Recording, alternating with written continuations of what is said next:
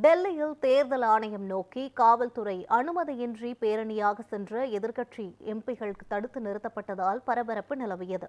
வாக்குகள் திருடப்படுவதாக கூறி டெல்லியில் நாடாளுமன்ற வளாகத்தில் இருந்து தேர்தல் ஆணையத்தை நோக்கி எதிர்க்கட்சி எம்பிகள் பேரணி மேற்கொண்டனர்.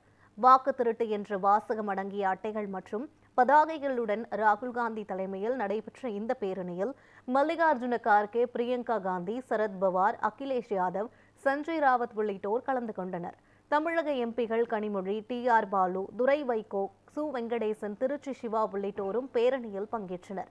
காவல்துறையின் அனுமதியின்றி பேரணி நடத்தப்பட்டதால் அதில் பங்கேற்ற எம்பிகள் தடுத்து நிறுத்தப்பட்டனர். இதையடுத்து பிரியங்கா காந்தி உள்ளிட்ட எம்பிகள் தரையில் அமர்ந்து தர்ணா போராட்டத்தில் ஈடுபட்டனர். இதற்கிடையே வாக்கு திருட்டு என்ற எதிர்க்கட்சி எம்பிகளின் குற்றச்சாட்டு போலியானது என்று பாஜக தெரிவித்துள்ளது.